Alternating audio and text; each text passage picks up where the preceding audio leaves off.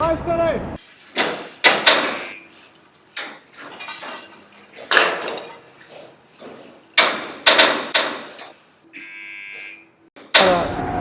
Gradbeništvo, pa všeć. Malo bolj mrzlo je zdaj po zimi, po ljeti pa boljše. Pa se, no, vedno si u kretanju, radi raka, radi svega, iz raka. U Slovenija, reći ne znam. Mora da se oženi sa Slovenkom. Ja sa Slovenkom, ja ne znam. Ja sa Bosankom sam se oženio i zato tako. To pa ja delam, vidiš. Stopnice. Stopnice s kamenom. Kaj pa se tam kadi? Prosto preko. Na tanko se kadi. Kad prideš na 30 potem, spet rekli ima gore, da visi.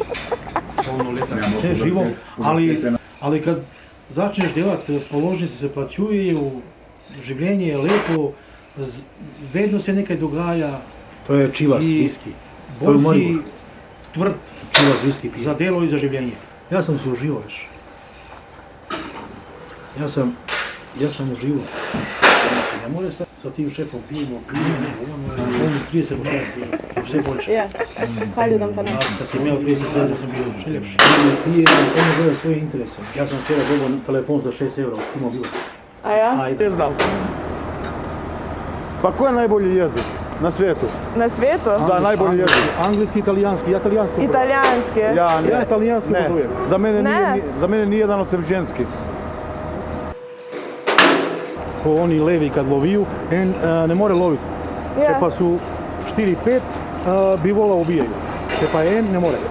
Telefon, aparati su bili neki i ja za telefon.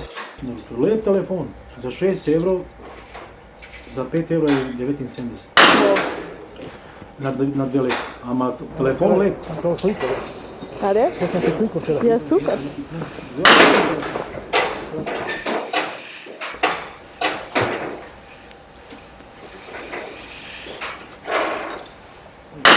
U graju smo naredili. Ti daj stolicu ovdje, a ti zadnju štuku. A si slikao to? U graju se nisam, jel? Riba se lovi. Bomo išli. A na Bledu bomo išli obavezno.